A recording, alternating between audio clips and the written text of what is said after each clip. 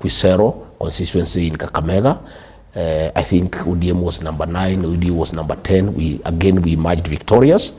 And what it means is that, since we formed DCP was formed just the other day. It's only 7 months old. It's a very young party. But out of the 24 by-elections, we won 3. And to shame our detractors, William Ruto and company, they have been spreading propaganda that DCP is a tribal party, it's a party for the mountain. We won in Quisero. Quisero is 600 kilometers from the mountain. There are no mountain people who live in Kakamega. It's the Luya nation who live there. We won here in Nairobi in a cosmopolitan environment where all communities are. We won here in Nairobi. In Narok, our candidate was a Ma. It was not a Kikuyu. And the Ma people and the other communities that live there, subscribe to the philosophy of DCP, of listening to the people.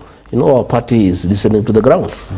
And what I want to say is that the by-elections give DCP an opportunity to show its national outlook, its acceptance across Kenya.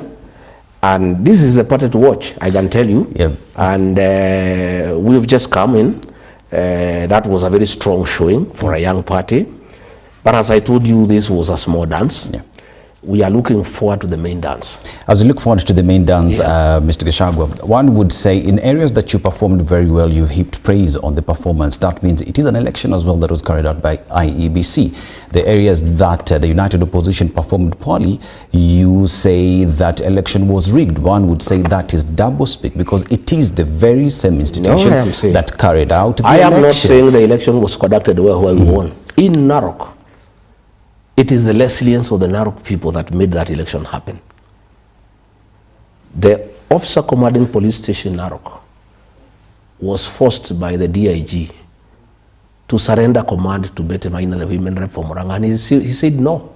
He was transferred to Turkana. You can check. The OCS Narok was transferred on the 24th, 2 days before the elections, because he was being told to cede police command to a member of parliament, and he said he cannot. The woman representative of Murang'a took over the police command in Narok. She's the one who was commanding police operations. And she unleashed terror to the people of Narok town. People were beaten up. People were injured. But the people were resilient. And especially when I went there, forcibly, when the police were stopping me, when live ammunition was fired at my car, when stones were ringing on me, and I was very brave and courageous, I give people the impetus and the courage that they should not be intimidated.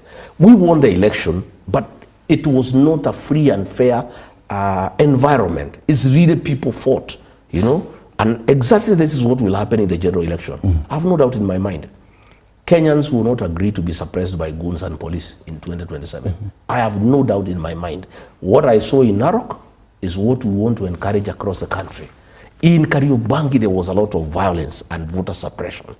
But the people there were determined. They wanted to elect a leader whom they want, and they did it. In Kisa, there was a lot of violence. So I am not saying that in areas where DCP won, it was a fair contest. It wasn't. They won against many odds. In fact, in Narok, if there was no voter suppression, our candidate who got 6,000 votes would have gotten 12,000. But there was a lot of voter suppression. Intimidating women and young people to make sure that they don't go to vote. So what I'm saying is, why I'm not worried as a leader in this country, it is possible to intimidate people in a by-election using goons and police. It is not possible to do so during the general election. There are no enough goons to intimidate people in the country. Every goon will be in his constituency, and he will be dealt with by the local people. The police will have no capacity to escort goons to cause mayhem, because in a general election you need 2 police officers in every polling station. We have 45,000 polling stations in Kenya. You need 90,000 police officers.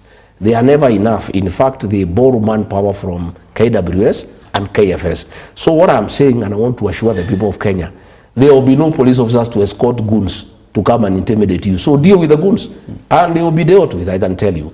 Even these goons are only a problem because they have police escort who have guns, who have live ammunition. If the goons were trying to intimidate the people of Kenya on their own, they will be dealt with by the people of Kenya. But Kenyans, start back a little bit, because normally they are backed. Like when we were at Kariobangi, when we went to celebrate our candidate, Wanyoike, for winning the Kariobangi North seat, the goons came to church, but they were driven away by the Christians, only for them to come back under police escort. Police backed them with bullets, with tear gas. Police were tear gassing children and the clergy so that they can create confusion and allow the guns to attack our people. But if the police keep away, goons are not a challenge in this country. They will be dealt with by the people of Kenya in a very, very, very expeditious manner. So I want to assure the people that what they saw during the by-election is not possible in a general election. Nobody has that capacity during a general election to cause mayhem, to intimidate people, to do voter suppression. I can tell you the people of Kenya will make sure that voting is orderly, there is no disruption, there is no voter suppression, there is no interference. The people of Kenya will do so. Mr. Gachagua, you said that in areas where you participated in election and lost, you would not be going to court.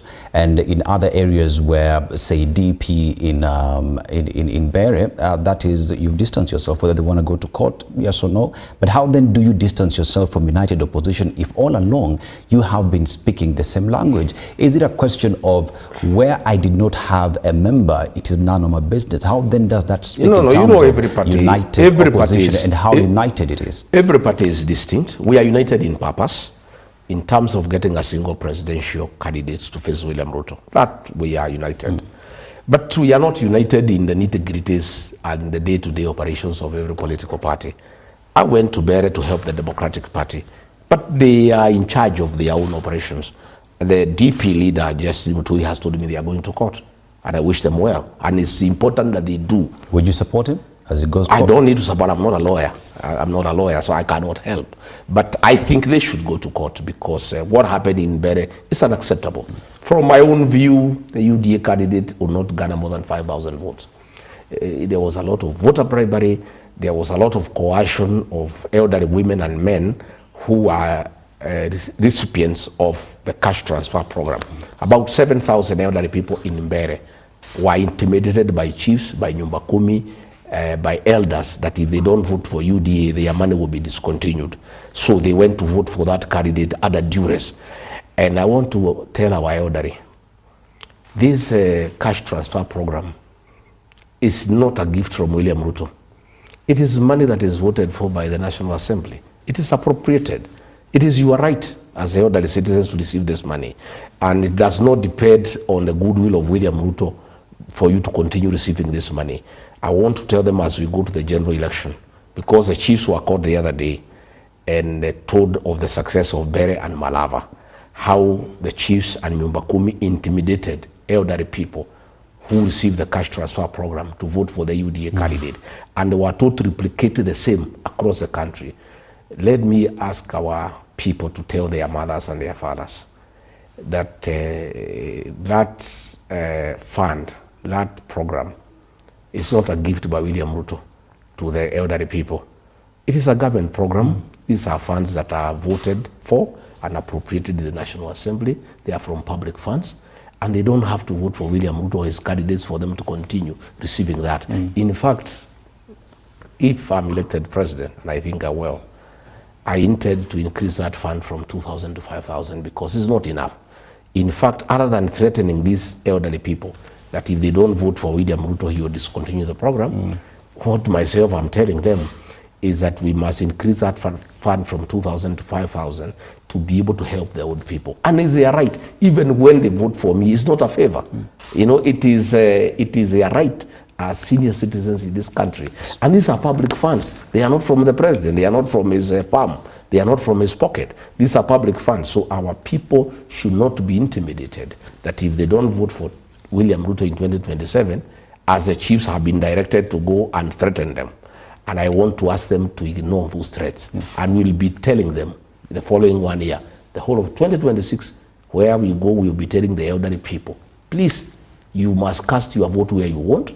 You should not be intimidated by government that if you don't vote for William Ruto or UDA candidates, that this fund where you are given 2,000 shillings every month can be discontinued. Now, so let's remain a little bit in Bahari, and I want to look at a situation where, as you talk about the mountain, you have packaged yourself to be, one would say, the kingpin or the spokesperson of the mountain. And we look at the by-election and how much effort was put in the mountain, especially to win the Bahari seat.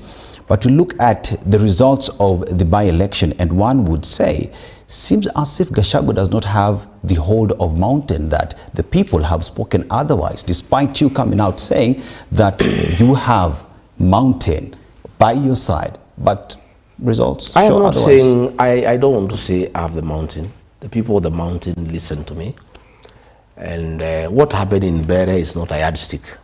To start with, UDA did not win that seat. I can tell you for free. Yeah, that election was buggered. UDA spent over 800 million bribing people. Ministers were there, PSs, heads of parastatals, goons. Even those people who are saying that they won, that they defeated us. Yes, they defeated us in bribing people, in stealing public funds to bribe people. That they defeated us. And they beat us hands down because, one, we cannot steal public funds. We have no capacity. We have no capacity, and we are also not thieves. Number two, they beat us in sending goons to beat their own kinsmen. That one they beat us, as we have no capacity to mobilize goons to beat our people. You know, we can't do that even if it's an election. I regard Gachagua can never, mobilize goons to beat the people of Bahari. These are my kinsmen. So what they beat us in is use of public funds to bribe people, voter suppression using goons and violence, where ministers were beating women. That's that one they beat us, we agree.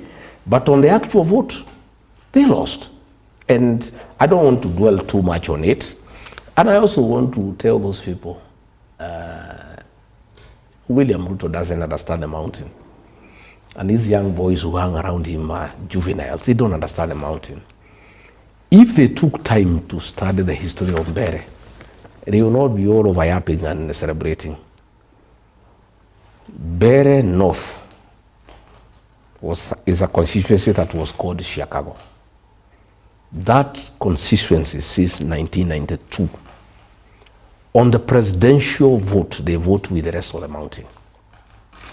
All other elections are a local affair because they have serious issues of clans and other local dynamics that are very unique to them. In the year 2002, Chicago, then Bahari North, today, voted for Mwai Kibaki and a knock 98%. Nobody wanted to hear about Moi and Kanu. Yet the people of Bahari North, Chicago as it was called then, went ahead to elect Justin Muturi and Kanu in 2002. The following election in 2007, they voted for Mwai Kibaki 97% at the PNU. They rejected JB Muturi with PNU and elected Lenny Kevuti and Asafina. In 2013, the people of Bahari North, like the rest of the mountain, they voted for Uhuru Kenyatta under TNA, went ahead to elect Gachagua and Abbas. That's how dynamic it is.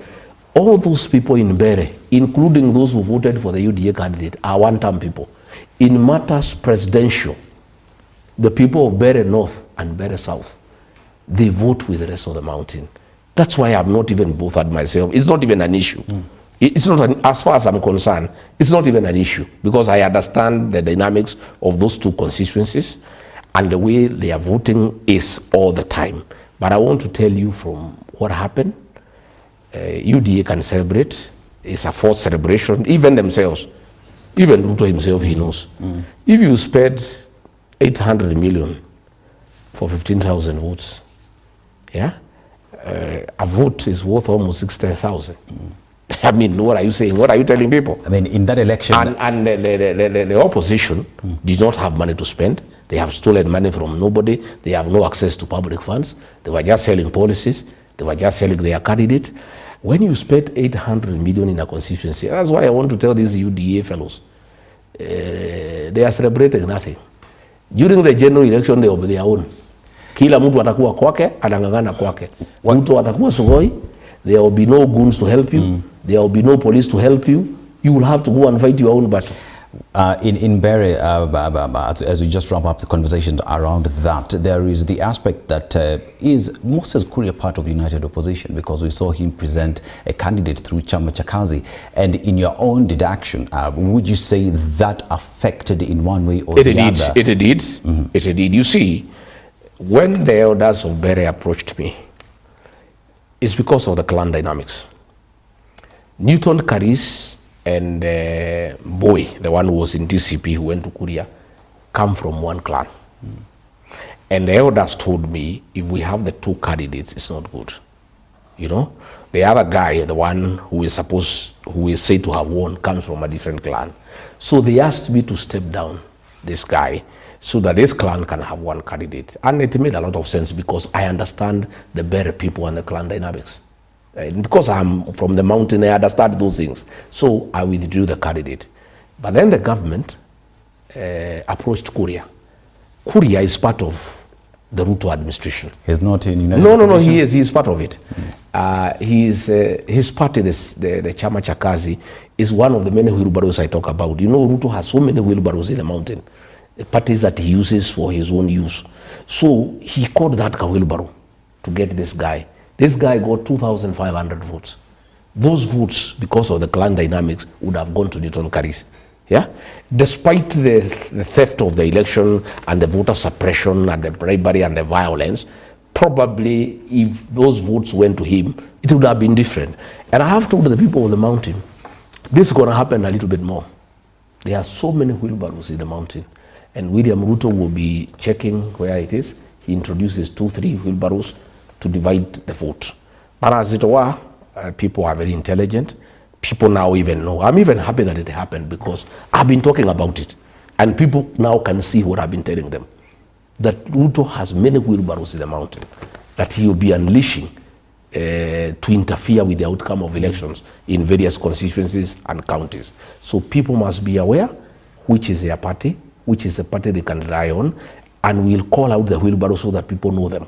When they see them, they know they are wheelbarrows. Yeah? But Kuria and Ruto are one, and they were on the same side, you know? And that is the way it was planned. And it defeated what I had done because I had withdrawn the candidate to allow the United Opposition to have one candidate to face the other. But you see now, through Kuria, another candidate was introduced to divide the vote for Newton Karis. Now, you've said you do not trust IEBC, yet the ballot 2025, as we call it at Standard Media Group, is a litmus test on what is to happen in 2027. If we look at what has happened in 2025 and that pending credence in the sense that in 2027 we might see more and more of this, like you said, we might have more wheelbarrow parties, as you call them, in 2027. How are you going to the election with an IEBC that you do not trust? Well, we don't have a choice. What we have to do is just improve our mechanism to gather our votes. And the people will gather the votes. Despite the voter suppression, despite the violence, despite the intimidation, the people of Narok made their point. The people of Kenya will do so. And it's good these by-elections have happened. We have now known the use of goons. The people will be prepared to deal with goons. I can tell you, these goons will not disturb anybody any other time in this country. They will be dealt with. The use of police in civilian clothes, people will deal with it. We are very happy that these by-elections happened. We have known what Ruto intends to do, the use of goons and police for voter suppression, for interfering with the will of the people. It is good it has happened in good time. We're going to educate our people. There will be a lot of civic education in the next 1.5 years. As we start meetings in February, wherever we go, we'll be educating our people. Again, let me also tell you, it is easy to bungle a by-election because you are dealing with one vote. In Narok, we had one agent. What will happen in 2007? There will be 10 agents for the MCs. There will be another 6 agents for the MP. There will be another 4 agents for the governor. There will be another 4 agents for the senator. There will be another 3 agents for the women rep. There will be 6 agents for the president. You will find in our classrooms there are 30 agents. And those 30 agents You cannot make them agree on how to bugger the election because they have different interests. So what will happen is that all of them will protect the credibility of the vote. You know, the agents, because they are many, they will protect the credibility of the vote. Again, each candidate will organize men to protect the polling station from goons. But you see now, in Bahari there was only one candidate. His capacity to protect the polling station is diminished because he's just one person. But where you have more than 40 candidates in a polling station fighting, each one is fighting to win. Those people, they will mobilize 20, 30, 40 people each. There will be 500 people outside there saying you cannot interfere with this election. Yeah. And you know it's good it has happened. Kenyans are wiser, you know. The Maasais in Narok are saying, had we known that they said goons here, wangekuta sisi tungewangoja. So 2027, the Maasais in Narok will be waiting. They will protect the polling station with their means, and they have the means to protect the polling station from anybody, including the police. So we want to say the police is very embarrassing that the National Police Service have made goons a part of the service.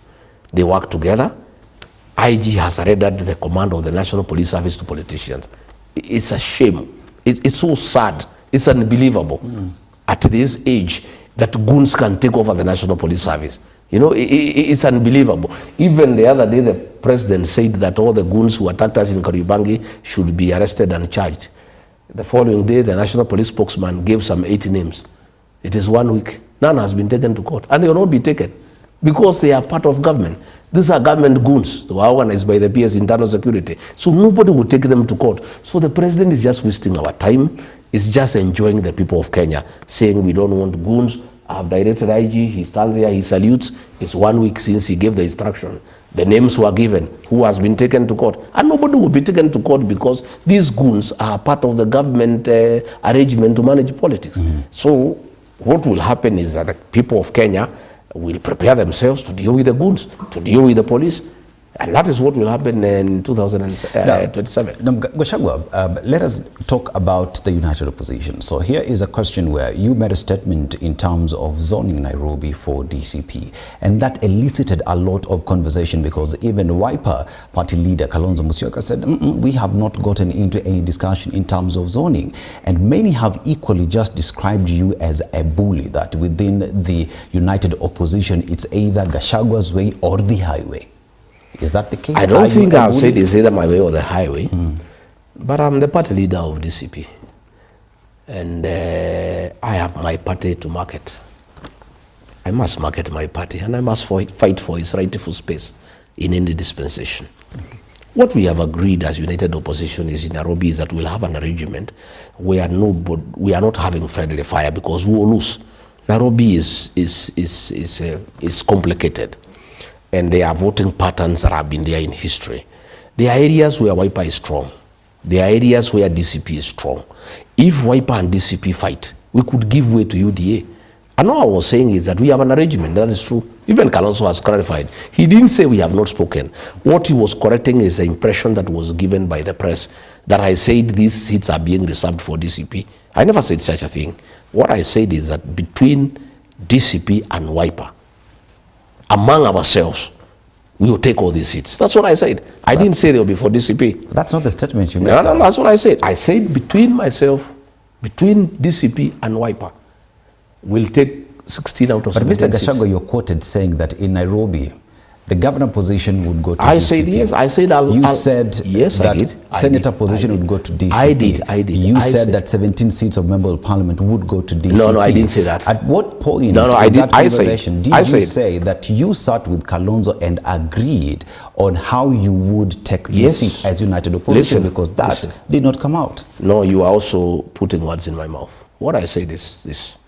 Between myself and Kalonzo, we have had discussions on how we make sure that we take the majority seats in Nairobi by not fighting among ourselves. And I said I'll be fighting for DCP to be given governor, to be given senator, to be given women rep. I'll fight. It does not mean because I'll fight, I'll get. But I must fight. You see, my friend, if you want to go somewhere, you must be ambitious. You must anchor your party properly. I would like my party to take governor.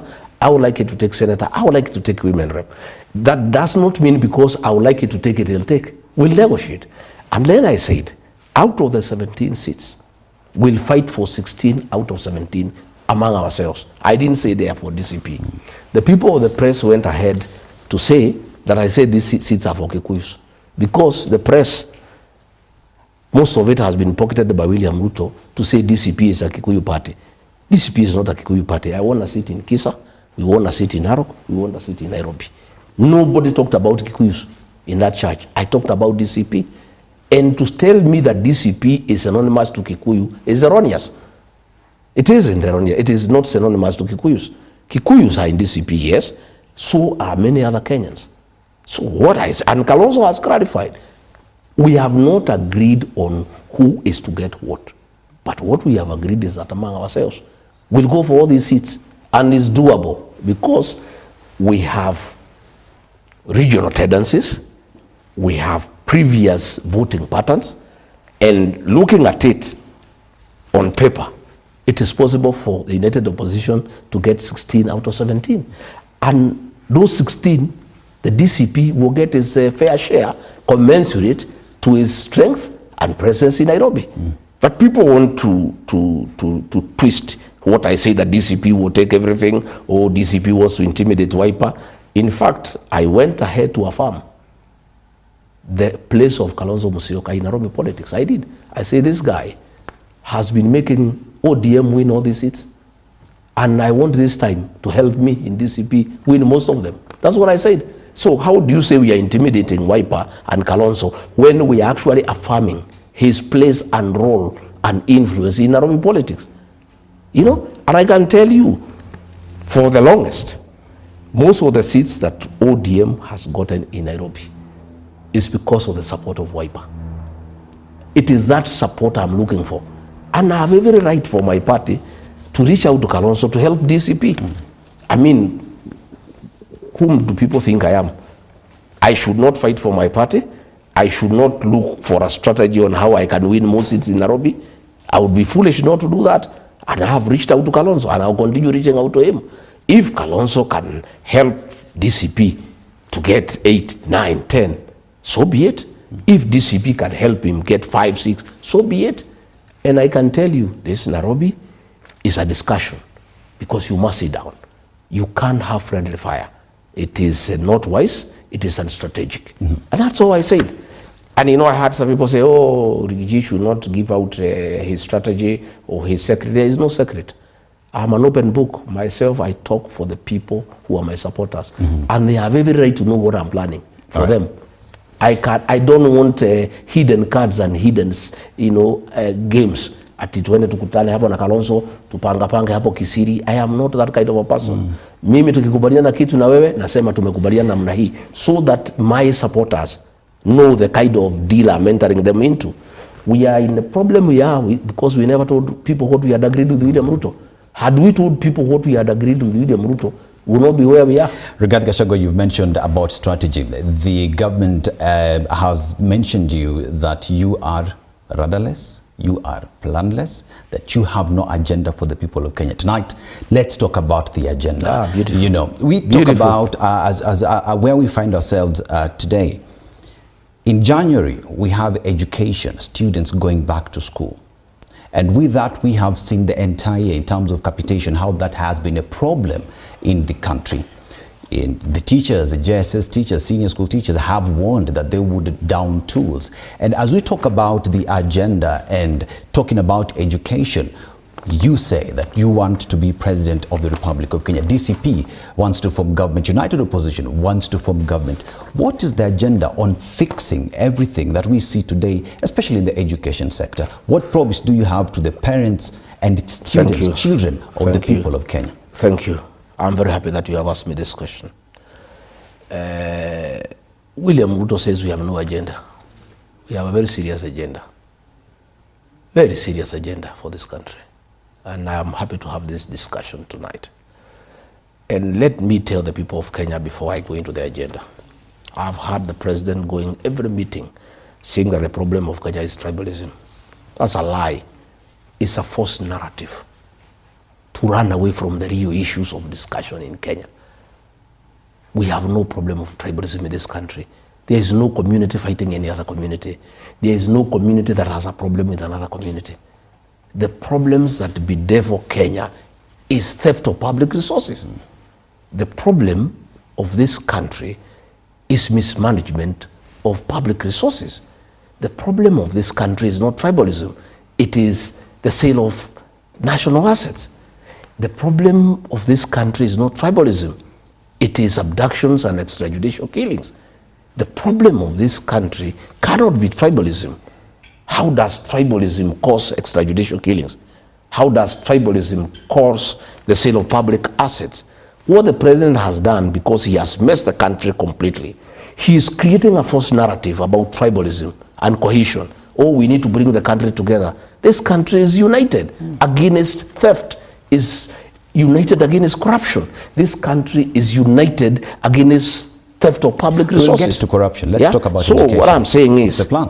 as I want us to discuss the problems of Kenya, but I want to put it from onset, that tribalism is not a problem in this country. And I'm very disappointed that even very serious political commentators and very serious newspapers have actually bought the narrative by William Ruto that the problem is tribalism, so that we don't discuss the real issues of how he has messed this country in 3 years. You have asked about education. Mwai Kibaki, the third president of the Republic of Kenya, gave us free primary education. Uhuru Kenyatta came and gave us secondary school education that is free, so that education is an equalizer.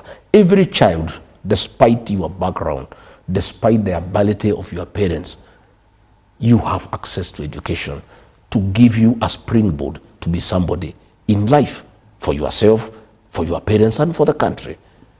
Within 3 years, William Ruto and his government have destroyed whatever Mwai Kibaki did and what Uhuru Kenyatta did. As we speak, every child in secondary school is supposed to get 22,000. Last year, they were only given 9,000. 13,000 did not come. Most secondary schools are being auctioned because they took food from suppliers they cannot pay. You know, as we speak in January, parents have been told to prepare to pay. On paper, the Ministry of Education says education is free. But in real life, they go and tell the teachers, the head teachers, you ask the parents to pay, but don't say it's the official government policy. You know? And when the teachers made noise, instead of making available money for capitation, they were called to State House and bribed it with the 10,000 shillings each. You know? You bribe the principals and the head teachers to stop talking about the collapse of the education system. So what I am saying is this, that we need to fix our education system. And one of the things that I and the government that I will form will do is make sure we reinstate free primary education as given by President Mwai Kibaki. Again, we reinstate, we reinstate free secondary education, especially for the day schools, so that once you go to a day school, you pay nothing. You know, again, we have a problem of 20,000 teachers of the junior secondary school. These teachers, and I was there, I was the deputy president. We recruited them on internship for 2 years, and they were promised, and I was there. We were there with Nancy Macharia, she was the TSC secretary, William Ruto was there, Ezekiel Machogu was there, I was there. And we agreed even in cabinet that they will be on internship for 2 years, then they will be confirmed in permanent and pensionable. The government has refused to do that, you know, and they are saying there is no money, you know. And this money is there, but this is the money that is being stolen. This is the money that was being given to teachers 10,000 each. This is the money that was being given to chiefs 10,000 each. This is the money that was being used in Nigeria and Malava. This money has been there for the JSS teachers. But this is the money that has been stolen and diverted to politics by William Ruto and Kindiki. All this money you are seeing around the country being dished for politics, this is the money that was for the JSS. Look at the lecturers. We had a problem with the lecturers for a long time. They were on strike for a very long time. 49 days. The other day it was agreed that they be paid 50%. They were lied to. They have not been paid. We have a looming strike in January because the money is not available. This is the money the president is using for re-election. And then these teachers are being told the problem of Kenya is tribalism. How so? How can the problem of Kenya be tribalism? The problem is mismanaging the education sector. 2024-2025, when you were deputy president, still, capitation to schools never got there. Do you take responsibility or do you distance yourself from that? I take no responsibilities because, you know, in 2024, I disagreed with William Ruto about the finance bill and about the way he was running the country. He's on record. That is why I was hounded out of office. I started telling him the country is headed in the wrong direction. We have lost our priorities. And this is not right, you know. By the time the impeachment was in the works, Mr. Gachagua, you had served as deputy president. Yeah, and but everybody knows. Gotten to schools. Everybody knows. How do you distance yourself everybody from knows that you served in? Everybody knows, and if you ask JB Muturi, he can tell you, I oppose most of those things in cabinet. And it is one of the grounds that was used to impeach me, that I was having insubordination, that I was not agreeing to cabinet decisions. Yet you go to cabinet so that you express your opinion. It doesn't mean because you are in cabinet, you must agree to everything that is being proposed. For the last, I served 1 year. The second year, I had a problem with the president when I realized that we are just stealing public funds, that we have lost our priorities as a country, that we are destroying the educational sector. If you look at HELP was working. They came and introduced a mongrel of finance model that cannot work. I opposed it in cabinet. I said, Mr. President, I have listened to lecturers, I have listened to students, I have listened to parents. Nobody wants this system. The English say, if it's working, don't fix it. This HELP has been working for very many years. Let's panobit it a little bit and improve it. Let's not scrap it. And what I'm saying is that... how would you fix it? I would reinstate HELP and panobit it. It needs a few things here and there to make it more inclusive, so that you can even include people in polytechnics, the tertiary institutions, and you also make sure that students have access to this fund, and then you create a good mechanism on how they pay when they get employment or when they get self-employed. But you don't scrap the whole thing. It's throwing away the baby with the bathwater. And these are things that we want to do. We want to bring back free primary education, free secondary education, strengthen the competency-based curriculum by involving all stakeholders. You know, you cannot impose a curriculum without talking to the teachers, without talking to the parents, without talking to the pupils and the students. These are things that we must do. And again, we must invest as a country on our teachers. We must remunerate them well. These teachers who are internship, we must confirm them to P&P so that they can also earn a dignified living. How do you get teachers to teach the young people when themselves they are very uncomfortable, when they have no food in their house, when they have no bus fare, when they have no bus fare to get to school? Again, we must digitize our learning system. Most of these programs we have introduced, nobody prepared the teachers. You know, we did not upgrade them by first making sure that they are all computer literate. So these are things that we want to do. And my brother, to build our country, we must fix our education system. And Mwai Kibaki did it. And everybody was happy. In a record 3 years, that has been destroyed. And that's what we are saying, we must fix it. And the problem that we have today, as we go for Christmas, parents are crying. Where will they get money to pay school fees in January? And then William Ruto is on top of the vehicle telling parents their problem is tribalism. What has tribalism got to do with the capitation? What has it got to do with the payment of JSS teachers? Let us deal with the real thing. The real thing is that the government has destroyed the education system, and it has undermined great work that was done by Mwai Kibaki and Uhuru Kenyatta. You know, healthcare is another big ticket item that Kenyans are struggling with. SHA, is it working? Yes. Is it working? The government says it is working, though it needs a little bit of fixing, panel beating for it to work.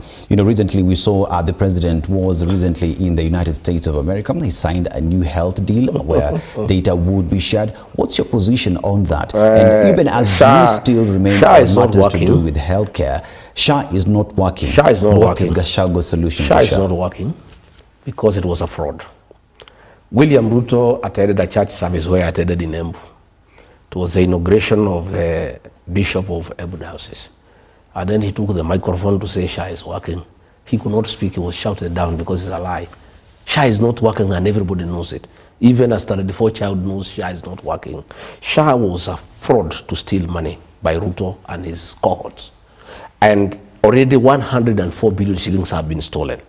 The NHIF system was working, and it needed 800 million to be upgraded into something that is functional.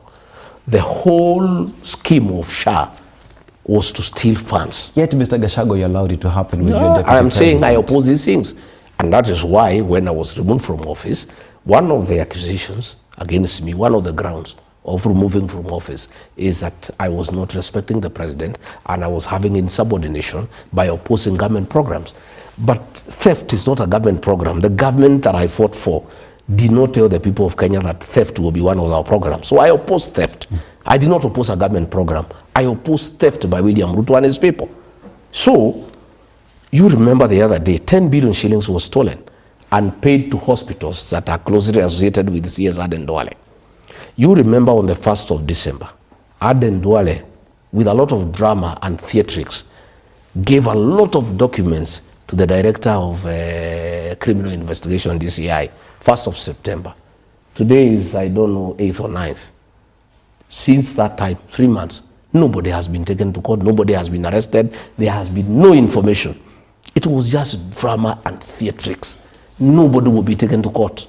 The whole SHA nonsense is theft of public resources by Ruto, Duale and company at the expense of the lives of the people of Kenya.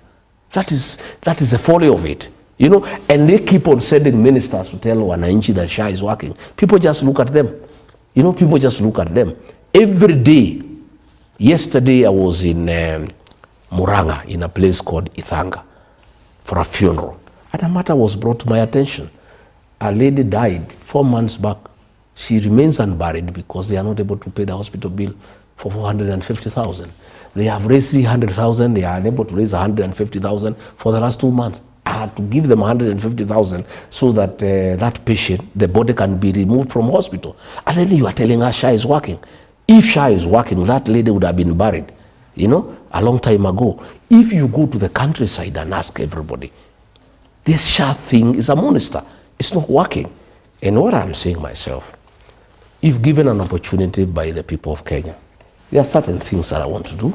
One, I would like to revert to the NHIF ideology. It was a very good thing. Just reform it well, upgrade it to meet the modern times, you know. Again, Linda Mama, that was here, that was brought by Uhuru Kenyatta. We want our women to give birth with dignity.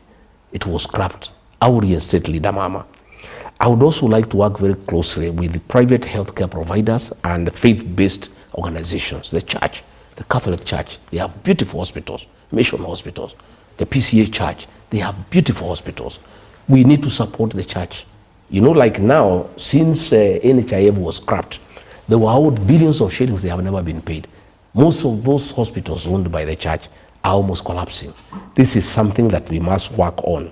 Again, we must remunerate properly our healthcare providers. We must make sure that the doctors and the nurses and the clinical officers, they deal with human life. People who deal with human life are not your ordinary work. These are people who are dealing with the life. These are people who need to be settled. They need to be well taken care of, and we need to have a discussion with them. We need also to expand the universal health coverage so that we make sure that the level 2 hospitals, that those are the dispensaries, and the level 3, the health centers, are properly equipped.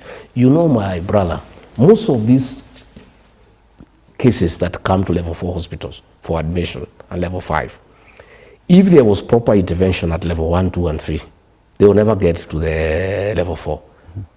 You know, but these cases get bigger because they don't get the proper attention. I would like to focus more on level 2. Those are the health centers, and level 3. The level 2 is dispensaries, level 3 are the health centers. I would like to focus more. And then again, the level 4, we make sure they are well equipped. And we will go a step further by making sure every level 4 hospital in the country has a word to deal with rehabilitation of addicts, because we have a serious challenge of drug addiction and alcoholism in this country, and the treatment of addicts is very expensive by the few health providers who are doing it from a private perspective. We would like every level 4 hospital to have a ward, specifically dedicated to deal with addiction. Again, we would like to digitize, our health systems, so that, if you saw one doctor and you go and see another because you are far away, at the touch of a button, they can get your medical history. Does this mean that you get in and you get rid of SHA? Because yesterday I had a discussion with the PS, Dr. Oluga, and he said that the government is working on a database where all the information for Kenyans will be in a single database, such that wherever it is you go in this country, you will still get the information. Do it. So Gachagua, does it mean you get in, you get rid of that and start afresh? No, and what happens to the investment that Kenyans have put into putting in place SHA? Whatever is working will improve on it. Yeah? But first we have to stop the theft. We cannot improve on the theft, we can only stop it. Theft of public resources is our main challenge, especially in the health sector.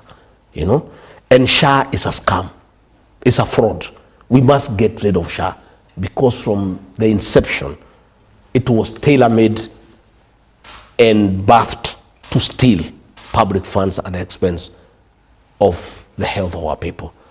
We must go back to NHIF and improve it, panobit it, and make it compliant to the modern way of doing things. But we cannot continue with this theft. This, we must bring it to an end. Again, we need to implement a mental health policy. We only have one medical facility here in Bahari and a few others. Mental health is a big challenge in this country. But you see the way people are treated at that institution, it's like they are criminals, because it's only one institution to handle so many people. We need people to know that mental challenges is not a crime, and you should not be embarrassed about it, so that even relatives know. And the only way to do is to have a good mental health policy and to make sure that we have enough psychiatrists in every level 4 hospital where people can go on and get counseling before issues get out of hand. So these are some of the things we like to do. And of course, what was signed in America is unacceptable. Why? We cannot sell our medical data to foreigners. We cannot. Even if we are poor, we have our own dignity. The right to privacy is absolute. We cannot give our medical records to the Americans for their own research and analysis using our records. And I think it is very inappropriate for the president to brag that he has signed an agreement with the Americans to get some money, so that we give away our medical records. And I'm happy that Okia Mtata has already gone to court, and I wish him well, because this must be stopped. These are things that we cannot allow, that a president and a government can auction our dignity as a people. You need privacy to your records, your medical records. It cannot be given to foreigners. I think that is totally unacceptable. I spoke to the PS, and he talked of aggregate data that would be shared. It would not be this is Dennis Aseto who came to hospital and was diagnosed with a certain medical condition.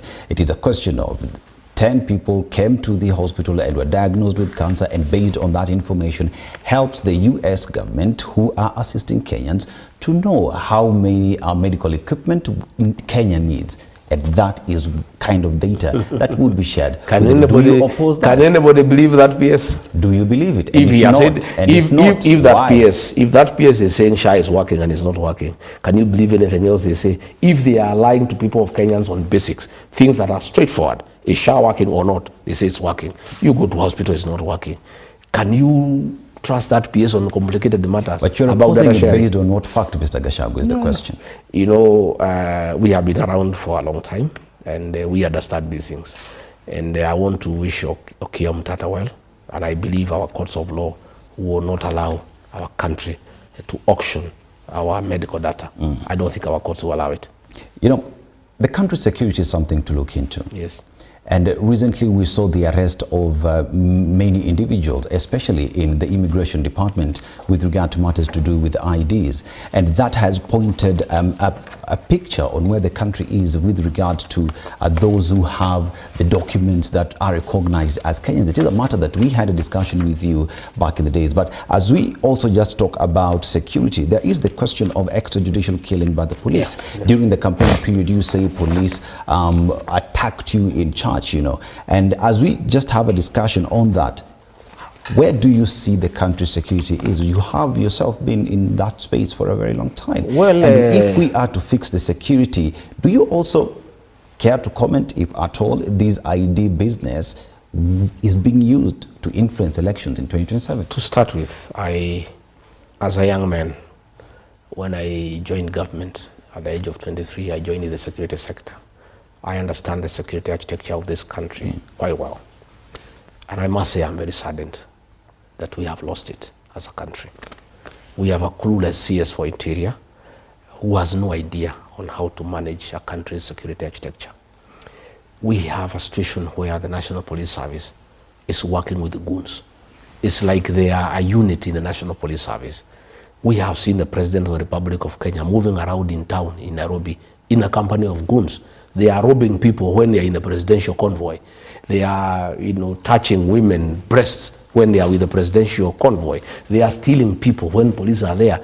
And there's nothing the police can do because it is the president who has invited the goons to accompany him in Nairobi. We have seen where police are tear-gassing the clergy and they are tear-gassing Sunday school children in church and no action is taken. You have found where goons are being ferried in police vehicles with crude weapons, where goons have become part of our security architecture. That is how sad it is. It's unbelievable, And you have found where the country has sunk so low that the Inspector General of Police and the police commanders have surrendered the police command to politicians. It is politicians who are giving directions to police. Attack so-and-so, beat so-and-so, and there's nothing that can be done. And the commanders are helpless. We have found, I have myself been attacked in 12 incidents in the last 1 year. I've reported this to the IG, to the DCI. Nothing has been done because those gangs are under the command of politicians who are opposed to my politics. It's the National Police Service is no longer at the command of the Inspector General. It's no longer at the command of the county commanders. The National Police Service is at the command of politicians and criminal gangs. And sometimes we wonder, this Haiti mission, the police went to Haiti supposedly to help the people of Haiti deal with the criminal gangs. But it is looking that they went there actually for benchmarking on how to work with the goons. Because since these people went to Haiti, the relationship of the police and goons have actually become very close and very cordial, and they are actually working hard together. You saw during the Sabasaba riots, property was destroyed in the mountain region and in Nairobi by goons under police supervision. So what we are saying is this, you look at the situation in the border. The president made a decision that is ill-advised from a security perspective. Of course, he is doing it politically. He thinks he can get foreigners from Somalia to come and register as voters and vote for him. So foreigners are being issued IDs. The 5 chiefs who were supposedly abducted, it was not an abduction. It was stage managed by government. Why would you say that? Yeah, because they were in Somalia, registering Somalians as Kenyans. What evidence do you have? No, we have it. You saw the other day a racket here in Isili, where foreigners are being registered as Kenyans, and in fact, I'm told the police who unearthed that racket are actually in trouble because they were not supposed to unearth it. It's embarrassing to the government because the government is part of that nonsense. And that thing that the president did is very bad for Kenyan Somalis, our Somalis from Kenya. As it is today, they are having challenges on visa application to go to various destinations in the world because the world is not sure, whether they are Kenyans or not. And it's very sad because The Kenyan Somalis are very hardworking people. They are very enterprising businessmen. These are people who should be able to travel all over the world, go to America, go to Britain, go to Canada, and do business. They are people who have contributed immensely to the growth of business in this country. It is very sad if they are profiled for extra surveillance and scrutiny arising from that decision by the president. But it is the extra surveillance and scrutiny that was happening in the country, which is called vetting. And it is that process that many people from these border counties, I included, because I went through the vetting process. That is why we looking want, for that. We want the extra surveillance. Many say that the vetting process is not fair to the people who are Kenyans and who need to go through a different exercise as any other Kenyan. We would rather have extra surveillance at the border to make sure that only Kenyans are registered as Kenyans and foreigners are kept away, other than get our Kenyan Somalis profiled by the international community arising of a decision that cannot be properly justified. We must protect the Kenyan Somalis because they are Kenyans and they have every right to travel all over the world. And it is very sad, out of a decision that was made, that they are being viewed suspiciously. It is not right that our people are being profiled. But having said that, what I would want to do myself if elected president, the first thing I would do, day one, is recall our police officers from Haiti. They're already home. A few. The others are still there. The process is ongoing. Many have lost their lives. Many have come back with injuries. Even the one the president said he died, the body has never come home. You know, we must make sure these policemen come here and serve the people of Kenya. How is it that people are being terrorized by criminals and cattle rustlers when our policemen are in Haiti? Why can't they come and first guard the people of Kenya? Number two,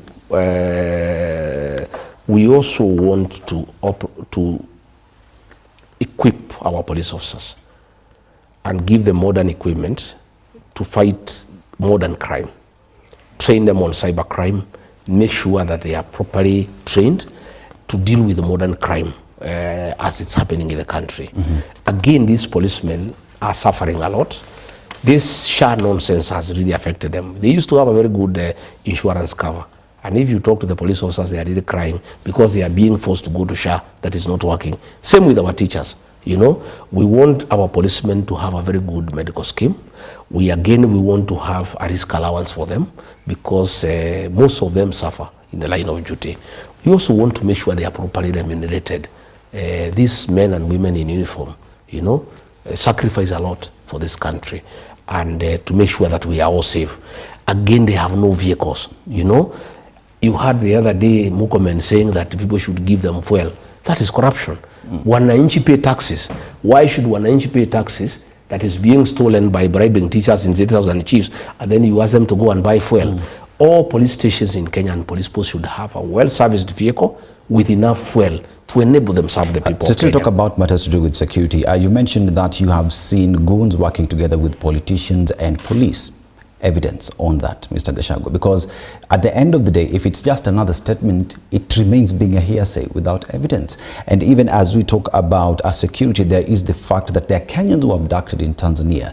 That is a matter to do with foreign affairs and how that was handled. One would ask the question, where does our heart lie when it comes to protecting our own within and without the country, as well as other citizens of other countries? Talk about the Turkish citizens who were abducted in Nairobi and taken back to their country, who are seeking asylum in the country. Where are we in all these situations? We are doing very badly in matters violation of human rights. You know, there are very many cases of forced abductions, forced disappearances, and extrajudicial killings.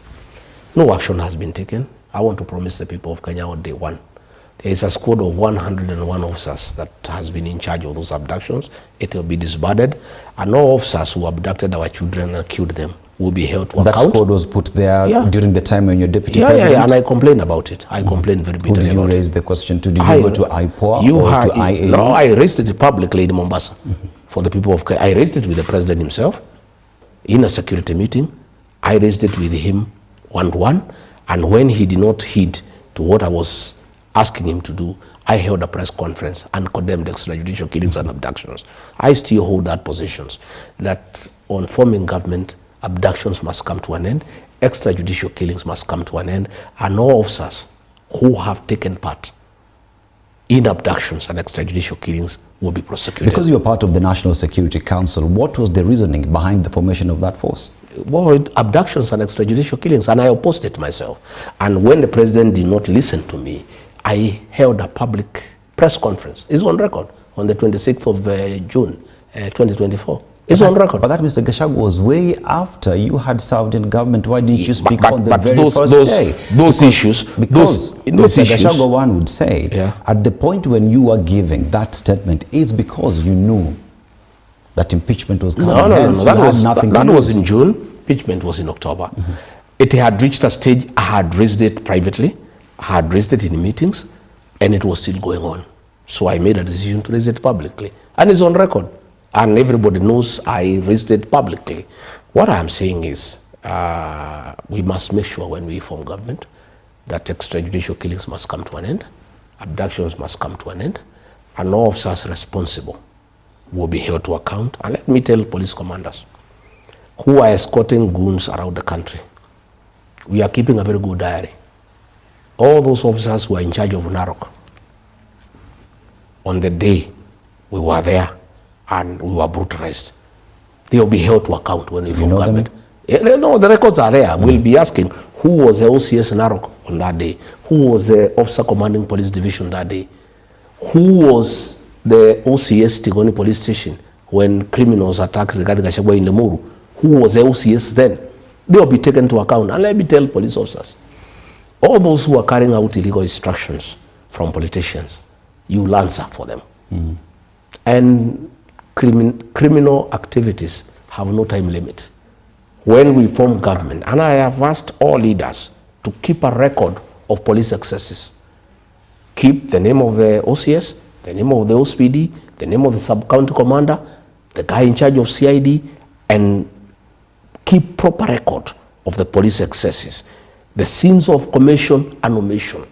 When we form government, these officers will be held to account. Are you speaking to a government that will finally allow the Inspector General to be independent and do the policing work? You know, we have an Inspector General of Police who have surrendered his command to his juniors. This Douglas Kaja does not even know what goes on. The guy in charge is called Masengeri, the guy in charge of AP, and a guy called the Langat. These are the guys who are running the show and the DCI. The IG is a flower girl in Kenya. He doesn't know what goes on. He's from my village. He has no idea what goes on, you know, and it's so sad, you know.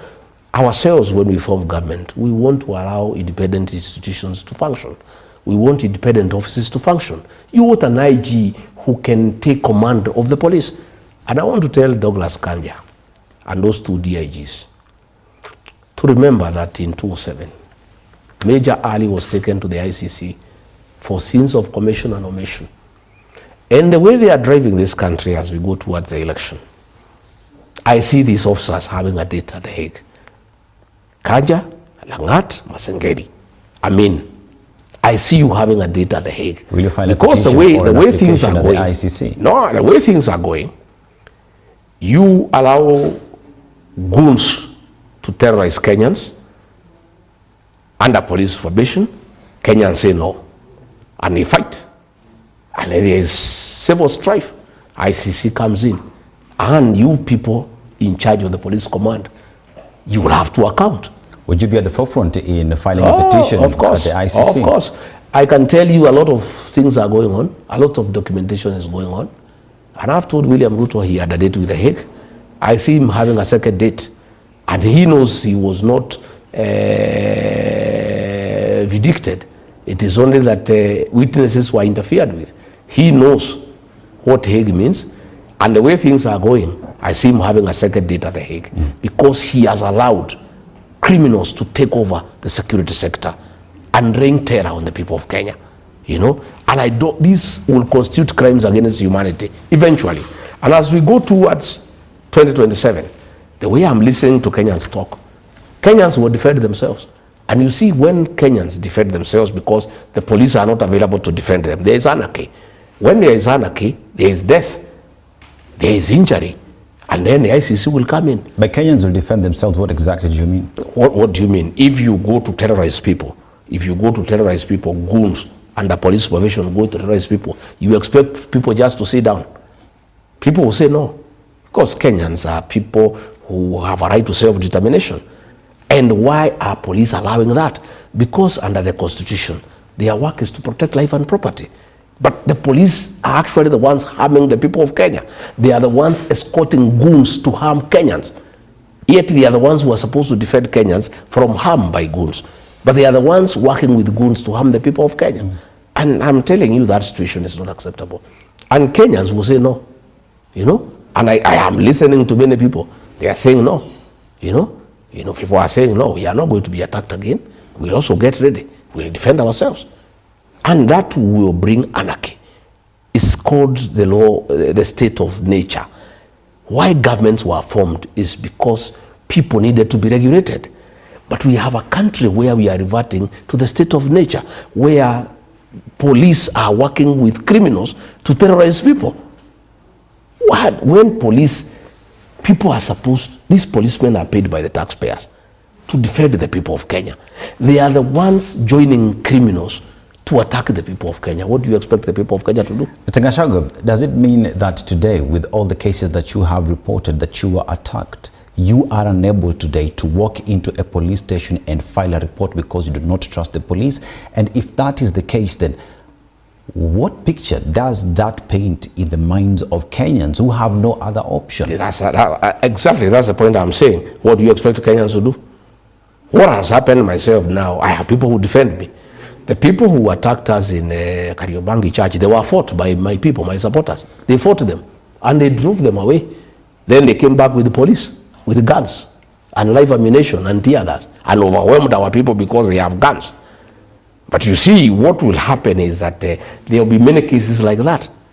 What has happened is they attacked me in Lemuru. They have never attacked me again without reaction. Because you see also I have supporters who will not allow people just to attack me. You know, wherever I go now, I have people also who defend me against the gangs. But do you want that in a country where people are defending each other and police are escorting one side to attack the other? It's a shame for Douglas Kaja and the National Police Service and Kipchumba Murkomen. He talks a lot of English, but it is during his tenure, you know, it's during his tenure, you know, that goons have taken over the National Police Service. He wears expensive shoes, expensive belt, expensive watch, but the country is being run by goons. How does he even get sleep? How do you get sleep as CS Interior? To say you are the CS Interior of the Republic of Kenya when goons have taken over the National Police Service? He should be very ashamed of himself. Very ashamed. It has never happened, even during the Moi era. We have never seen goons take over the country from the policemen. We have never seen that. What is your view? And I can tell you, even the president is part of it, because he issued instructions the other day. A week is over. Nobody has been prosecuted, which means he was not serious. He was just playing PR. You see, Mr. Gachagua, one would hope that where the country finds itself, especially on matters of security, that security is given utmost importance and that Kenyans would respect as well the rule of law and that the police as well would be there to do policing work. But let us go to on something that is very keen and Kenyans are following on, and this is the country's debt. Yes. At the time when you formed government, you said yourself, you found a public coffers that was empty. The country was purely broke. And during the campaign period, we would not borrow. We would have to seal all the loopholes and continue. But we saw the borrowing that continued even then. Today we speak in terms of 12 trillion shillings that is choking Kenyans on a daily basis. And if you just pause, Mr. Gachagua, and look at what trillion shillings is vis-a-vis what we see on ground, many would say mambo kwa ground ni different. How would you handle, first of all, where do you place Kenya in terms of the debt situation, and what would be the solution if the united opposition form government? You know, my brother, the national debt now is almost 12.5 trillion. And we have borrowed 4 trillion in the last 2 years. And we are borrowing about 3.5 billion daily. That's okay, we can borrow 3.5 billion daily. But what is annoying is that 3 billion is being stolen daily through procurement. You know, why are we borrowing to steal? William Ruto and his government are borrowing 3.5 billion daily, and then they steal 3 billion daily. You saw the other day a video, one of his MPs from Bahari, weighing money with a weighing scale. You know, because they have no time to count. The money is too much that counting billions will take a long time. So they weigh one note, they weigh one bundle, and they count it and they weigh. Then they use the weighing scale, you know, to be able. I saw another video that there is a central bank in Italy. You saw notes being packed. All this is money that is corruption through procurement. William Ruto has made corruption through procurement a way of life in this country. And he has started by having corruption in the State House, where he bribes people daily when people can see without even hiding, without even being ashamed. I used to see people bribing policemen, hiding a little bit.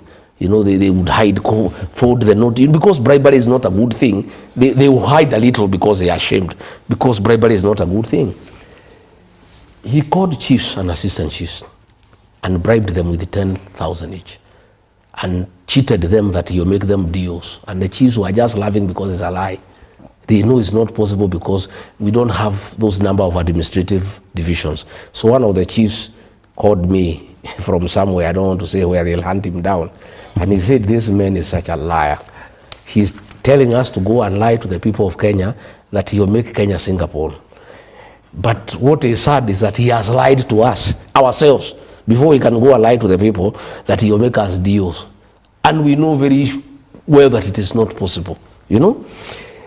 We had him bribe teachers, bribe everybody. This is money that has been stolen because it's not his money.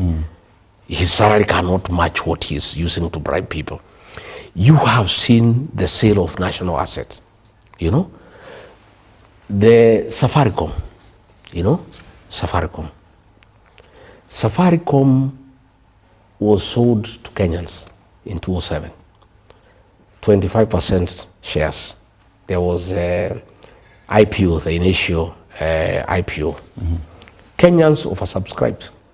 They bought everything. I tried to buy, they could only allow me to buy a little. Today, those shares are being sold to a foreign company, Vodacom, at 34 shillings.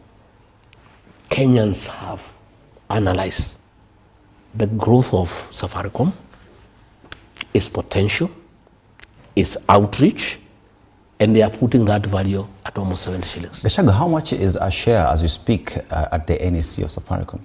I am not sure. I'm told it's 30 something or 40 something. It is 28. Whatever it is. But you see what you do with a business. You look at its potential. You look at the potential of that business, and you look at its projected growth, so that you know what is the potential value. You know, again, what we are saying, this is a company that is so central in Kenyans' lives. It's the one doing M-Pesa, almost everybody on Safaricom. Why do you want to give it to a foreigner? If this company must be sold, why don't we sell it to Kenyans? Open it to the people of Kenya, let them buy. Why do you want to give a foreign company 55% ownership, majority shareholders of a company that is so central in our lives? I had that discussion with the CS Treasury today. Why it is being sold? The CS Treasury today, I had a discussion with him in the studio today. Yes. And the shares at the NSC today for Safaricom goes at 28 shillings. So 34 shillings is profit for the government. But why can't you open it to Kenyans? And the government went through a process for the past 6 months, going through and analyzing, doing research to understand how much that would be. And today, the money that is held at Safaricom, over 240 billion shillings, that the government says this is money lying idle. at the NEC, and we can take that money, inject it into development of the country that Kenyans move, because at the end of the day, the Singapore story that President William Ruto speaks about needs this country to march in terms of development. Based off that explanation, why would you oppose the government taking its assets, selling it? Our constitution makes public participation a must. When you are dealing with anything that belongs to the public. Have they asked the people of Kenya? No. They are trying to ask now. I saw an advertisement because we have complained. Have they asked the people of Kenya? If you look at this company, since inception, they have paid taxes 1.48 trillion. Since inception, they have paid 550 billion in terms of dividends. When you look at the amount of money they pay every year, yeah? What is the wisdom of selling this company? Because it's like saying, because we have no food here in this house, I sell my household items here, and then I buy food. Then after I finish the food, what happens?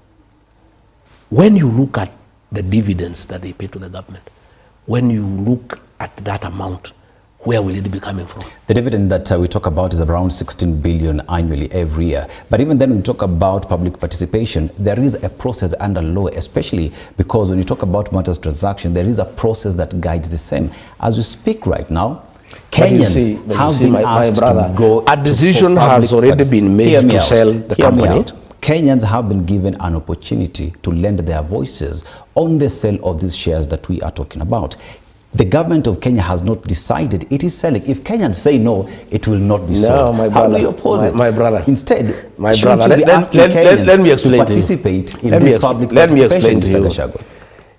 You don't say you are selling this and even the amount before the people of Kenya can tell you to sell. You first say we want to sell. Then when you are given the go-ahead by the people of Kenya to sell, then you start the process.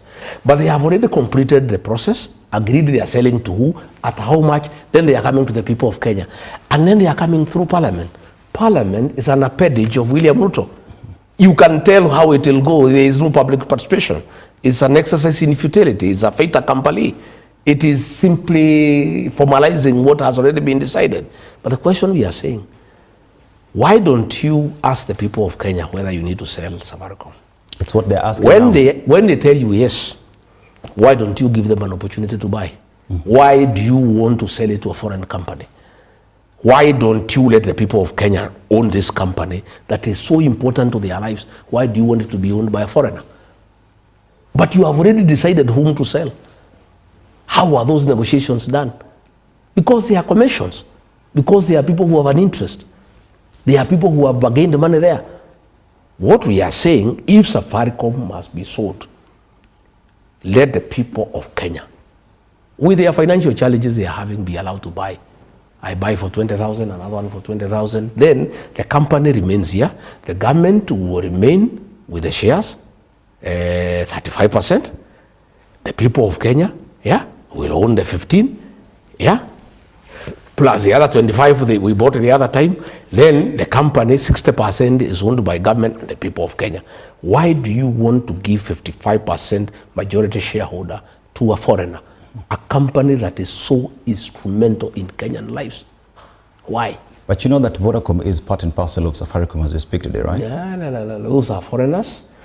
And if Kenyans have not said they are not able to buy Safaricom, we were given an opportunity in 2007. We bought. We oversubscribed. In fact, they were allocating. You could not buy what you wanted. They had to allocate. Why can't we give this opportunity to the people of Kenya? If we must sell Safaricom, which I disagree, we need not sell it. The amount of money we are raising from Safaricom is good for our country. And by selling it, we are going to lose revenue. And what will happen, that revenue we used to get from Safaricom, we'll have to overtax Kenyans. Because we must get that money we used to get from Safaricom. It's like selling a cow that you are milking, so much milk and selling and drinking, and then taking it to the butchery, and then get one off so that you build a toilet in your home. Then what happens? How will you get milk? How will your children get milk? It is an ill thought out proposal. It is unnecessary.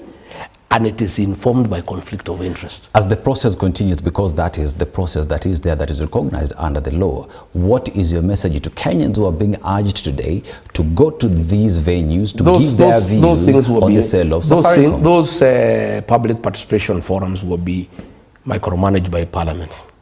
Kenyans must agitate and Kenyans must go to court. This is the only language William Ruto can understand. We must go to court. That if Safaricom must be sold, Kenyans must be given the first opportunity. Because they have not been given and they have said they are not able to buy. And they have a proven track record that they are able to buy the shares in Safaricom. In 2007, yeah, Kenyans were given the opportunity to buy, they oversubscribed. And they could not buy as much as they wanted.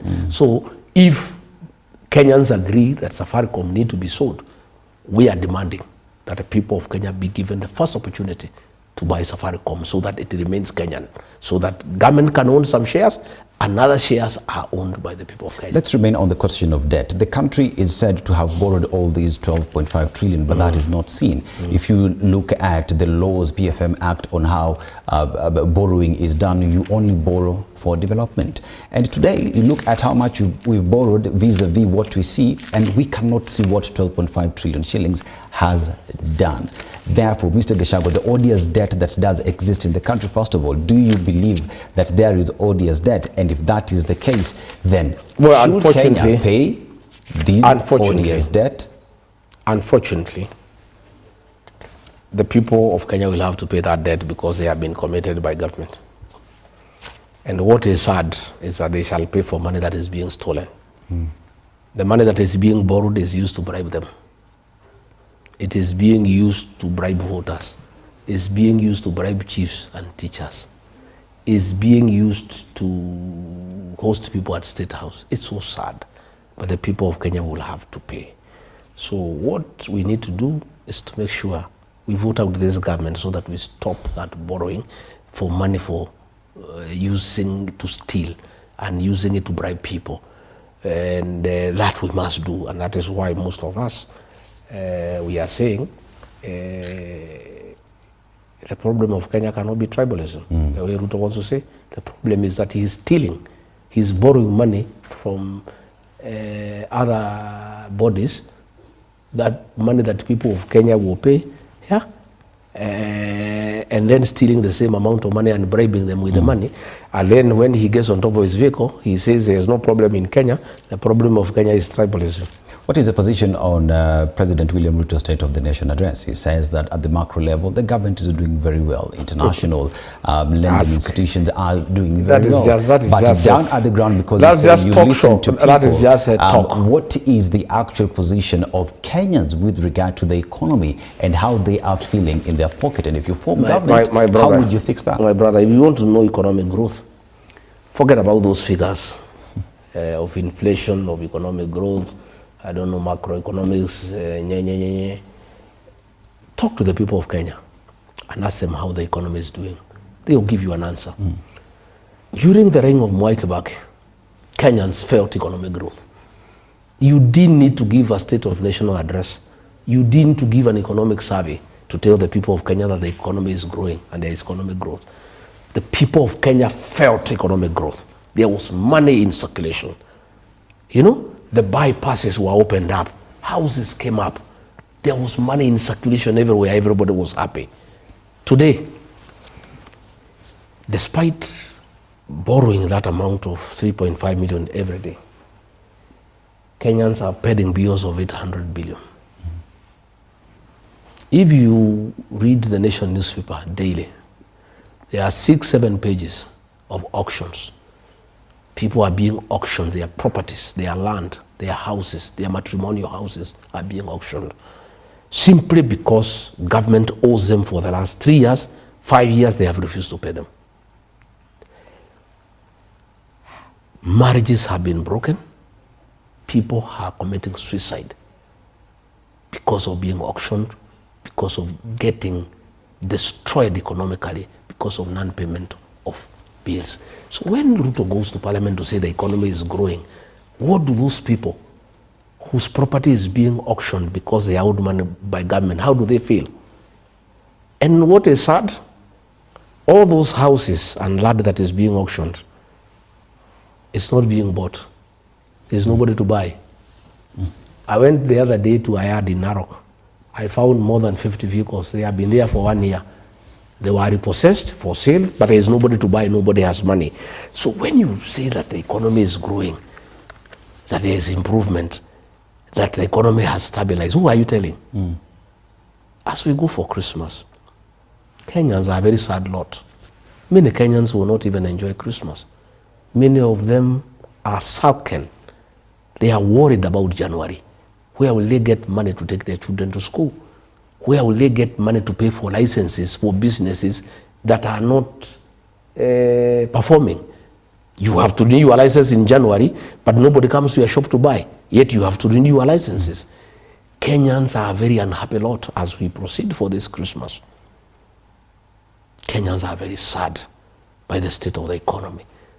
And that is why most people are switching the TV off when William Ruto was lying to the people of Kenya in parliament that Kenya is doing very well economically. He has stabilized the economy.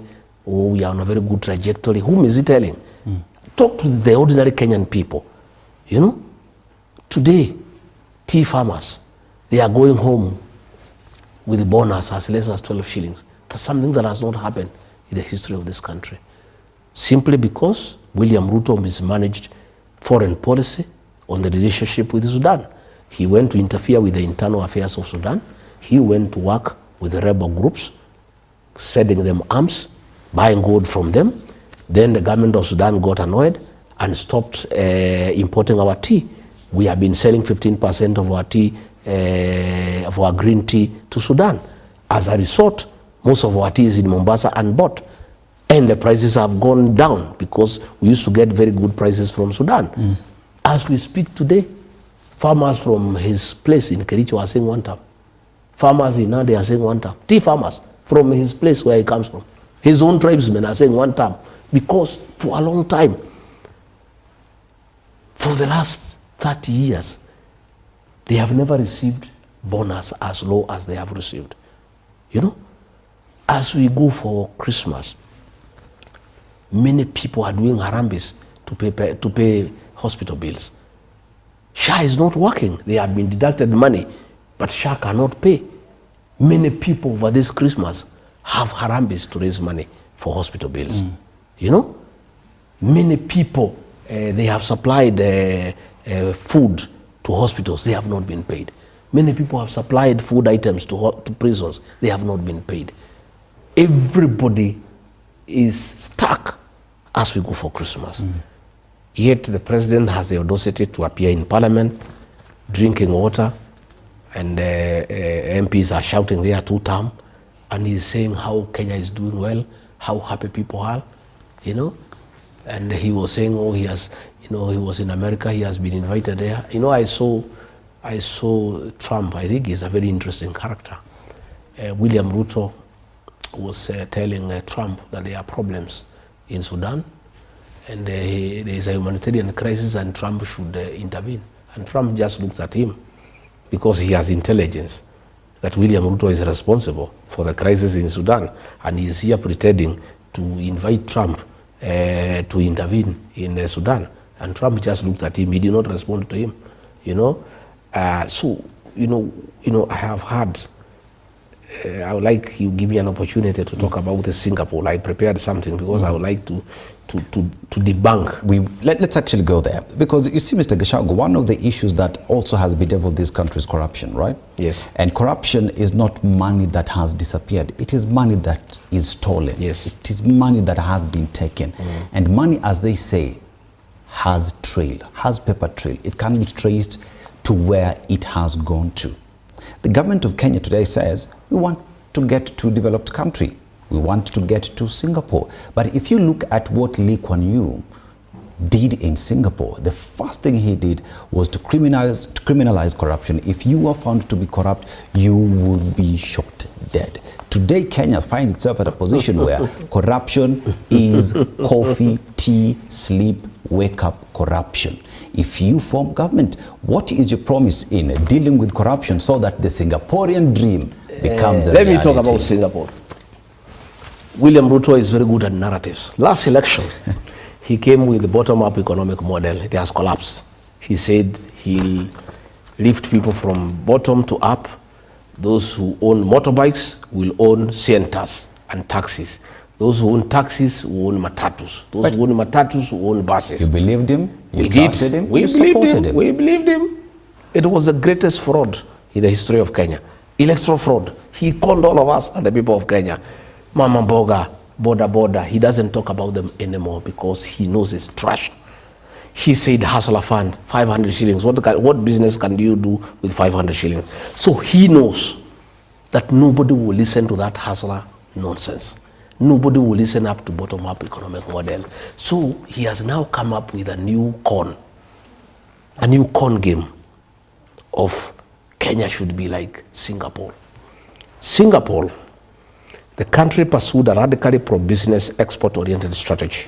Singapore slashed corporate taxes, guaranteed rule of law, and built investor confidence. So what is William Ruto doing? He's saying we want to be like Singapore. This is what Singapore did. Yeah? Himself, we are struggling businesses. Our importers in Mombasa are strained. The tax regime is oppressive. It kills business. Investors are fleeing Kenya due to corruption and insecurity. In Singapore, they rose to what they became because of rule of law. In Ruto's Kenya, the one he wants to be Singapore, goons are in charge of the country. And he is saying that Kenya can be like Singapore. Singapore became what it is because of rule of law. Here is William Ruto, president of Kenya, saying Kenya will be like Singapore, first world. Singapore became what it is because of rule of law. In Ruto's Kenya, goons are in charge of the police. Who is going to invest in this country? When goons took over Nairobi and other centers, destroyed supermarkets, destroyed factories under police supervision, who in his right mind is going to come and invest in Kenya? Number two, in Singapore, education was made the primary engine of national development. In Kenya, in 3 years, Ruto has destroyed education. The free primary education brought by Mwai Kibaki, destroyed. Secondary school, free primary secondary education brought by who? Destroyed. HELB, a system to fund university education, destroyed. And then he is saying, that Kenya can be like Singapore. Singapore became what it is because education became the primary engine of national development. Here is a man lying to the people of Kenya so that they can be re-elected, that Kenya can be like Singapore. Yet the first thing he has done is the opposite of what Singapore did. Singapore made sure that education is the primary engine of development. William Ruto, who is cheating the people of Kenya, that Kenya can be like Singapore, the first thing he has done in 3 years of his presidency is to destroy the education system irreversibly. And then he's telling people that Kenya can be like Singapore. In Singapore, they had bilingual policy. English for economic competitiveness, mother tongue for identity. Okay? So here in Kenya, William Ruto says when you speak your mother tongue, you are tribal. Mr. Gachagua, we've heard you. When we are saying we need identity, he says if you speak your mother tongue, you are tribal. We've heard what Singapore did. We've had the problems that Kenya faces before it gets to corruption. Singapore. Corruption in Singapore. For Singapore to be what it is, corruption was aggressively implemented. And Singapore ranks the top 5 least corrupt countries for decades. Kenya, corruption is rewarded. State House is a crime scene. Bribery is a way of life. Theft of public resources is the in thing, where ministers display opulence. Today I saw some people from central Kenya, parastatal heads, the wider 7-star hotel, taking pictures, having breakfast, display of opulence from proceeds of corruption. Kenya, corruption is part of our life. Mr. Gachagua, and then Ruto is telling Singapore. He is telling us, whereas Singapore is where it is because it dealt with corruption. Ruto is a conveyor belt of corruption in Kenya. Mr. Look Gachagua. at what is happening in Ikolomani, my brother. 338 acres. 800 people are being displaced. It is said that there is gold there for 643 billion. We have information. The gold under is almost 6 trillion. This gold, why are the locals not involved? Did you send why is it not being... Have you sent geologists to No, give no, you that no, we have- information? let me or where tell are you, getting let that me tell you what is information happening from, in this country. Mr. Gachagua? Let me tell you what is Did happening. you send Let me also geologists tell to you what give is you this happening in this information? country. Let me tell you what is happening in this country. Very many people are very bitter with the corruption that is being practiced. So we have a lot of information from people inside. The gold deposits in Kakamega are in excess of 6 trillion. Okay? Yet, this gold, without public participation, without consulting the people of Ikolomani and the people of Kakamega, have been given to a company where Ruto and company have shares. It's outright corruption. The gold deposits in Kakamega are enough, yeah, to make Kakamega a county that you salivate when you go there. And these gold deposits belong to the people of Kakamega, they don't belong to government. But because there is corruption, Musalia, Wetangula, and Shinali, the MP, have been compromised by Ruto. And I'm telling the people of Kakamega, they must say no, they must not allow their 6 trillion gold deposits to be stolen by William Ruto and company. You've mentioned what Singapore has done to get to where Yes, it is. corruption, they dealt with corruption. You've mentioned problems So- that so I'm Kenya asking find you, my itself. brother, you are Question telling is- me- Question is, Mr. Gachagua, let's Yes. talk solutions. Yes. You form government. How will you achieve the Singaporean dream if you form government from the United Opposition perspective? We don't want to tell people like we shall be like Singapore. We don't want narratives and theories like William Ruto does to cheat people. We are honest people. What we know, we don't know whether we'll become like Singapore or like Egypt or like America or like whoever. It doesn't matter. What we know is that we must deal with corruption. Corruption. And corruption is Kenya's problem. William Ruto is confusing everybody that the problem of Kenya is tribalism, so that people stop looking at the real problem of this country. You know, we must deal with corruption decisively. And we must make sure that independent institutions to fight corruption are allowed to do so. We must also make sure that people get what they earn rightfully. We must make sure that we don't sell public assets. Like now, pipeline was being sold at 100 billion. Before we go to Listen, pipeline, I just want us to remain at Ikolomani. I just want to We'll go to pipeline. Ikolomani, yes. Still on Ikolomani. Yes. If you were the president of Kenya today, Yes. with the knowledge and the information that you have, that gold deposit is worth 6 trillion shillings, how differently would you have approached it? We would have a very candid discussion with the people of Ikolomani and Kakamega. And that gold is not just within the 338 acres. That is just the entry point. Gold is underneath the whole of Kakamega. And these guys are not just going to dig that gold within 338 acres. They'll go beneath in all areas in Kakamega. We would have a very serious discussion with the people of Kakamega to tell the people of Kakamega, God in his own wisdom has given you wealth. How do we get this wealth in partnership between government and yourselves to transform your lives? How do we agree from the sale of this gold? How do we share the proceeds to go to development, to build roads, to have water for irrigation, to build boarding schools for children, to build ultramodern secondary schools, to build universities, to boost people to do business? It is absurd that a few people, with the connivance of William Ruto, Musalia Mudavadi, Wetangula, and Shinali, want to steal 6 trillion from the people of Kakamega, and then they remain in abject poverty.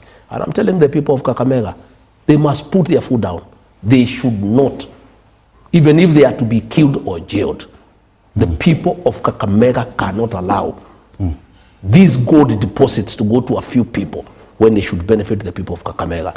And I'm asking them to stop it until we form government. Then when we form government, we can have a discussion. How do we exploit this mineral? And you know, my brother, minerals, The conflict in DRC is about minerals. The conflict in Sudan is about minerals. And the people of Kakamega must be prepared to say no. They must protect these gold deposits. There is no way 6 trillion worth of gold deposit that can transform a whole county should go to 4 people. I want you to address yourself to the pipeline matter that you were talking about, the sale of the same. I want you as well to talk about securitization that the government has put in place to be able to get funds to push development of the country. What is your view on those two, as well as the road that is being constructed, the Mau Summit Road? Pipeline, where do you stand with that? This issue of pipeline was brought when I was Deputy President. I was a chairman of the cabinet committee that would discuss matters before they go to cabinet. And I refused. I rejected it. It was only passed after I was removed from office. This pipeline is worth 600 billion. William Ruto wants to buy it at 100 billion. And he's the one buying it. And he told me, we have interest in this matter. When did he tell you? When I was in his deputy. At what time? When I refused, when I rejected it in cabinet committee, and his minister went and told him that I have refused, he called me and said, no, just please, let's process this thing. And I said, no. This thing, pipeline, is a national asset and is a strategic investment. How do you give the storage of our petroleum products in the hands of private people? These are strategic parastatals that have security implications for the security of the country. Again, how do you sell an institution worth 600 billion at 100 billion? And they are targeting some land in Mombasa. That land in Mombasa owned by pipeline. That land, is worth 400 billion. So you buy pipeline, but the land you are targeting is worth 400 billion. But I'm glad that some people went to court and this matter was put on hold. And I really want to pay great tribute to our judiciary. I have followed for the last 6 months, and I'm very happy that we have judicious men and women who love their country, who are patriotic, and who will not allow William Ruto to sell everything that we own in this country. Because what is happening, and I can tell you, all our national assets are being sold. These Bomas of Kenya here, something, our heritage for our culture, has been sold for 100 years, 99 years lease. And foreigners come, and they're in partnership with Ruto and other people close to him. You know, I've heard him today saying that he's not interested in any more wealth. I hope he means it. I hope he means it. Finally, Mr. Gachagua, I hope he means it. I want you to address yourself to the Limuru Mau Summit Road. Where do you stand with that? The development of the Limuru Mau Summit Road. It is unacceptable because that program was done by the Uhuru government at 150 billion to the French. And when William Ruto came, he tried to talk to the French to see whether he can get something out of it, and they refused because they had already finalized the contract. So he cancelled the contract, and we had to pay 6.5 billion as penalty. We lost 6.5 billion so that he can cancel the contract.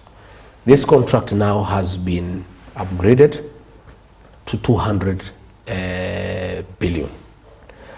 And they are trying to give it to 2 contractors, which is against the law. Because the 2 contractors are not, the one contractor is not able to handle the volume. It's too much. It's against the law. Even when he launched it last Friday, he did it when there is no contract. It's a fraud, it's a con. How do you go to launch a program which you have not signed a contract? But the 50 billion is what Ruto and his people have negotiated with the Chinese.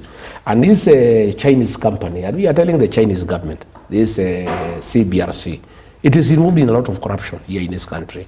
And the way they are paying commission to the president is building up hotels and go downs for him in Mombasa Road and a hotel in Taveta.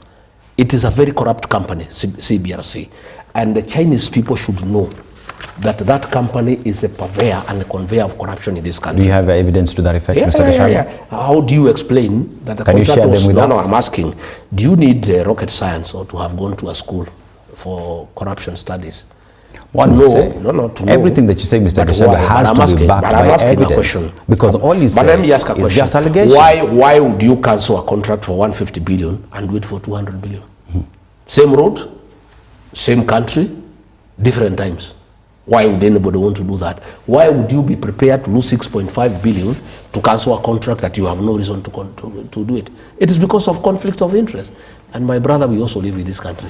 And we know what is going on, and many people are talking to us, and we are saying it is insulting to the people of Kenya for Ruto to say that Kenya can be like Singapore.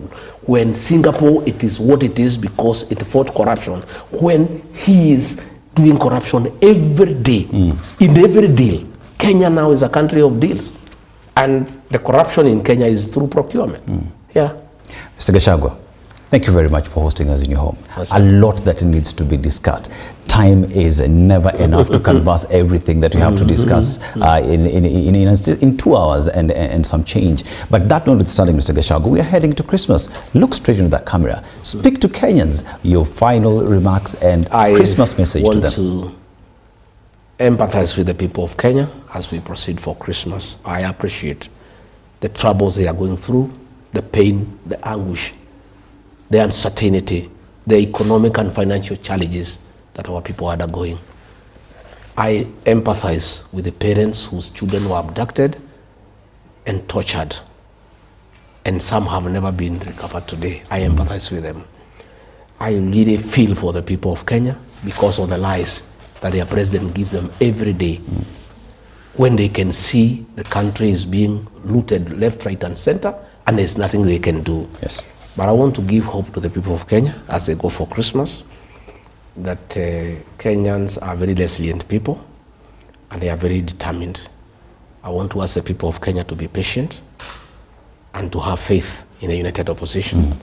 I want to assure them that despite what they are hearing, the united opposition is one, and we shall produce one candidate to face William Ruto, to give the people of Kenya an opportunity to get a good government, a government that is transparent, a government that means well for them, a government that will create prosperity, a government that will observe the rule of law, a government that will respect institutions. Yes. So as they proceed for Christmas, I want to ask them to take care of themselves, to have safe travels, to avoid a lot of night travel, not to agree to be loaded in matatus like cabbages and potatoes, to demand that the matatus and the buses observe traffic regulations. And I want to ask them to spend less for Christmas, much as it's a festive season, to know that January is coming. January is a very, very difficult month. And even as they try to celebrate with the little that they have, they should take due care to make sure that they try to save a little to be able to help them in January, which is a very, very difficult month. Otherwise, for all Kenyans, I'll also be taking a Christmas and New Year break, and they will not be hearing of me from today.